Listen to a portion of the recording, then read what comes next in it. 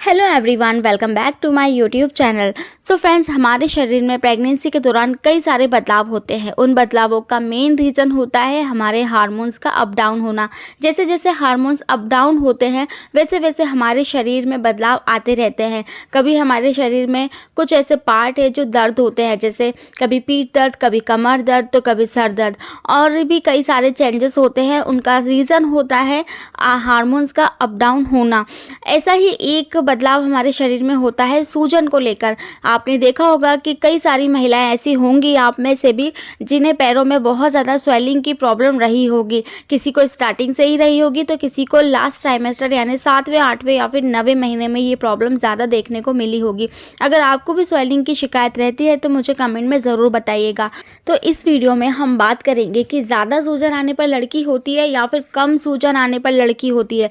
ज़्यादा सूजन आने पर लड़का होता है या फिर कम सूजन आने पर लड़का होता है। वैसे तो इस टॉपिक पर कई सारी वीडियोस आपको देखने को मिल जाएगी, जिसमें कि दावा करते हैं कि पैरों में स्वेलिंग से आप ये पता कर सकती हैं कि आपने बेबी बॉय को कंसीव किया है या फिर बेबी गर्ल को। लेकिन फ्रेंड्स देखिए, मुझे नहीं लगता कि आपको ये जानना ज़्यादा ज़रूरी है कि लड़का होगा या लड़की, क्योंकि जो भी होगा वो आपकी अपनी संतान होगी। आपको जब आप उसे गोद में लेंगे ना तो ऑटोमेटिक प्यार हो ही जाएगा। लेकिन जो भी है, भगवान से दुआ ज़रूर करना कि वो हेल्दी हो, वो स्वस्थ हो। लड़का हो या लड़की हो, उसका स्वस्थ रहना बहुत ज़रूरी है।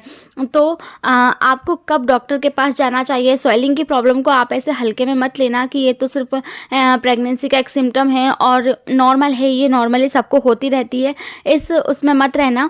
आपको ये पता होना चाहिए कि ये कब नॉर्मल होती है और ये कब एबनॉर्मल होती है। अगर ये नॉर्मल है तब तो इट्स ओके, लेकिन कब किस कंडीशन में आपको डॉक्टर के पास जाना होता है, क्योंकि ये कभी कभी जानलेवा भी हो सकती है। तो आपको ये जानकारी होनी चाहिए कि कब ये आपके लिए खतरनाक साबित हो सकती है, ताकि आप इसका समय रहते ट्रीटमेंट करवा पाएँ। तो जिन लोगों को ये जानने की उत्सुकता काफ़ी ज़्यादा है कि पैरों में स्वेलिंग होने पर, ज़्यादा होने पर लड़का होता है या लड़की होती है, तो उन लोगों को मैं बता दूं कि देखिए, ऐसी मान्यता होती है। बताने से पहले आप लोगों से एक चीज़ मैं शेयर ज़रूर करना चाहूँगी कि देखिए, जिन लोगों को भी जानने की ज़्यादा उत्सुकता है ना, तो वो लोग वीडियो को यहीं छोड़कर चले जाइएगा। जब मैं बता दूँगी कि पैरों में स्वेलिंग होने पर, ज़्यादा होने पर लड़का होता है या लड़की होती है, जब आपको आपके सवाल का जवाब मिल जाएगा तो आप चले जाइएगा। लेकिन जिन लोगों को अपने बच्चे से खिलवाड़ नहीं करना है और जो चाहते हैं कि आपका जो बेबी है वो हेल्दी हो, आपकी प्रेगनेंसी हेल्दी हो, तो उन लोगों से हार्टली रिक्वेस्ट है, हम्बल रिक्वेस्ट है कि प्लीज़ वीडियो को पूरा एंड तक ज़रूर देखिएगा, क्योंकि प्रेगनेंसी में ये वीडियो आप लोगों के लिए बहुत हेल्पफुल रहती होगी। तो जिन्हें जानने की ज़्यादा उत्सुकता है उनके लिए ये है कि देखिए, अगर आपके पैरों में ज़्यादा स्वेलिंग की प्रॉब्लम रहती है तो ऐसा माना जाता है कि आपको लड़का होगा, और जिन्हें स्वेलिंग नहीं रहती है और उन्हें लड़की होती है। अगर आपको स्टार्टिंग से ही 4-5वें महीने से ही स्वेलिंग की प्रॉब्लम रही है और जो कि लास्ट तक है, डिलीवरी का टाइम आने तक अगर आपको ये प्रॉब्लम रहती है, तो काफ़ी ज़्यादा चांसेस माने जाते हैं, ऐसा कहा जाता है, ऐसा मैं नहीं कह रही हूँ, ऐसा लोगों की धारणा होती है। लोगों, जो बुजुर्ग महिलाएं होती, उनका कहना होता है कि ये बेटा होने का संकेत माना जाता है। वहीं अगर जिन लोगों को ये प्रॉब्लम नहीं होती है, उन्हें लड़की होती है। सो फ्रेंड्स देखिए, मैं अपने पर्सनल एक्सपीरियंस की बात करूँ तो मेरे साथ ना ये बिल्कुल सटीक साबित होता है। अब मैं ये नहीं कहूँगी कि इसी लक्षण के चलते मुझे बेटा हुआ। एक्चुअली मैं अपना पर्सनल एक्सपीरियंस शेयर करती हूँ मेरे चैनल्स पर जितनी भी वीडियोस हैं, तो इसमें भी मैं करना चाहूँगी थोड़ा सा। लेकिन आप लोगों के लिए कब खतरनाक साबित हो सकता है ये सुनने भी ना वीडियो को स्किप करके मत जाइएगा। सो सबसे पहले मैं अपना पर्सनल एक्सपीरियंस शेयर करूँ तो मुझे भी ना चौथे या फिर 5वें महीने से स्वेलिंग की प्रॉब्लम स्टार्ट हो चुकी थी, जो कि मुझे आफ्टर डिलीवरी तक रही थी। ये मैंने आपको कई सारी वीडियोस में बताया भी है। तो मेरे साथ तो ये सही साबित होता है, लेकिन ज़रूरी नहीं है कि आपके साथ भी सही साबित हो।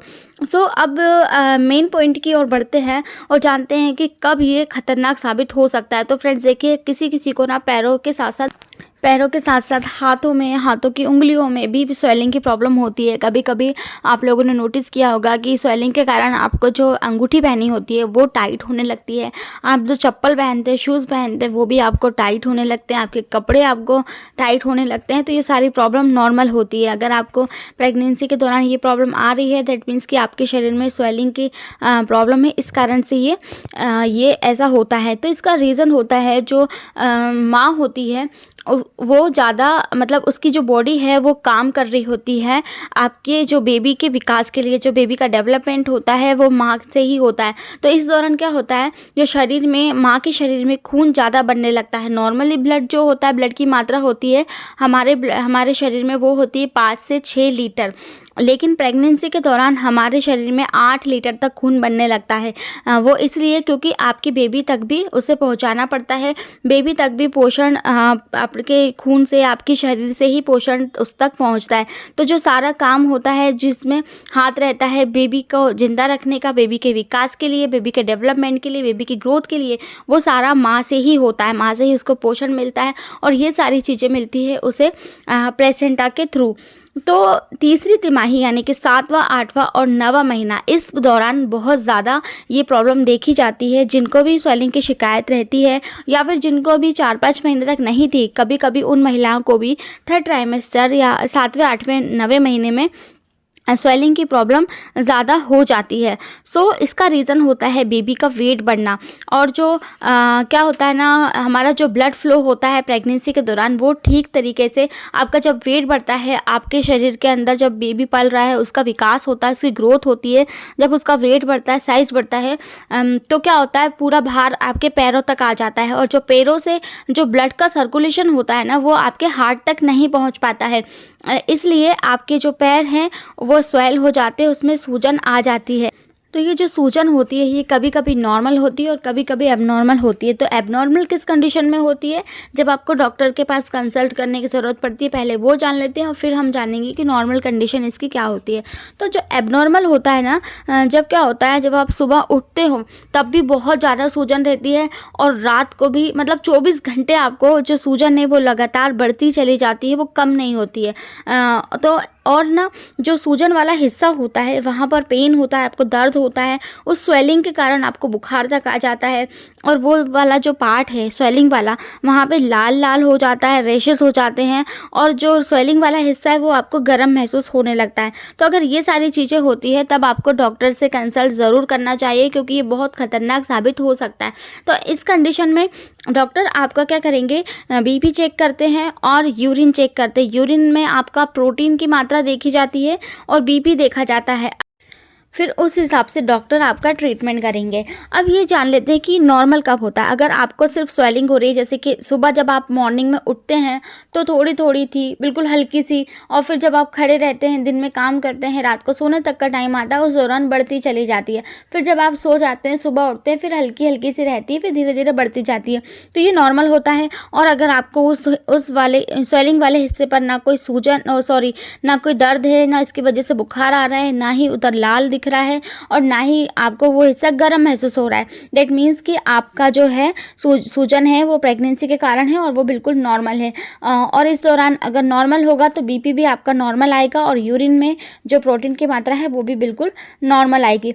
तो अब इसे जानते हैं कि आपको इस दौरान करना क्या है। अगर आपको बहुत ज़्यादा स्वेलिंग की शिकायत रहती है, अगर आपको एबनॉर्मल कंडीशन है तो डॉक्टर से कंसल्ट करना है। लेकिन आपको नॉर्मली सूजन आती है तो इसको कम कैसे कर सकते हैं। तो आपको ज़्यादा देर तक खड़े नहीं रहना है। आपको अगर आप बैठते भी हैं तो पैर लटका कर नहीं बैठना है। आपको ना ज़्यादा देर खड़े रहना, ना ज़्यादा देर बैठे रहना है। अगर आप बहुत देर तक खड़े रहकर काम करती है तो कुछ देर आप बैठ जाइए। अगर बैठे बैठे का काम है तो आप कुछ देर तक खड़े रहिए।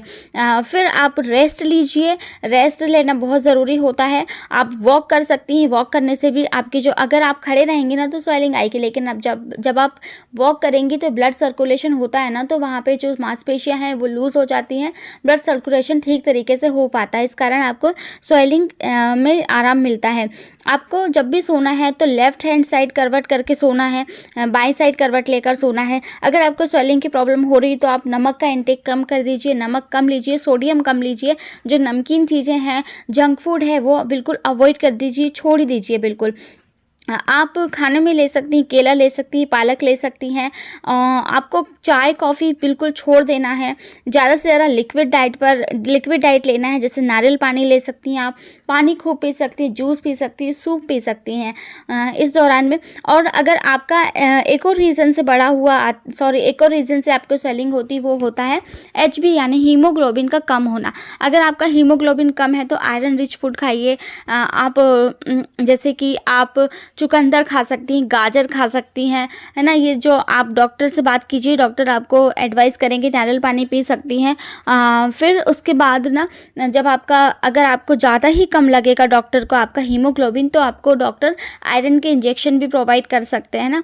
और आप एक और चीज़ कर सकती हैं, जब भी आप सोती हैं तो बेड पर जब भी सोती हैं तो पैरों के नीचे तकिए रख लीजिए, इतनी ऊंचाई पर तकिए रख लीजिए जो कि आपके जो सर वाला हिस्सा रहता है ना उससे थोड़ा सा और ऊपर के साइड, पैर ज़्यादा ऊपर और सर नीचे, ताकि आपका जो ब्लड सर्कुलेशन है वो हार्ट तक अच्छे से पहुंच सके, तो ये आपकी प्रॉब्लम सही हो जाएगी। सो आई होप कि गाइज आप लोगों को ये वीडियो बहुत हेल्पफुल रही होगी। आप लोगों को इस वीडियो से ज़रा सी भी इन्फॉर्मेशन अगर अच्छी लगी और आपको लगा है कि प्रेगनेंसी में ये वीडियो आपके लिए हेल्पफुल है, तो प्लीज़ कमेंट में ज़रूर बताइएगा। वीडियो पसंद आए तो लाइक, कमेंट, शेयर करना बिल्कुल भी मत भूलिएगा।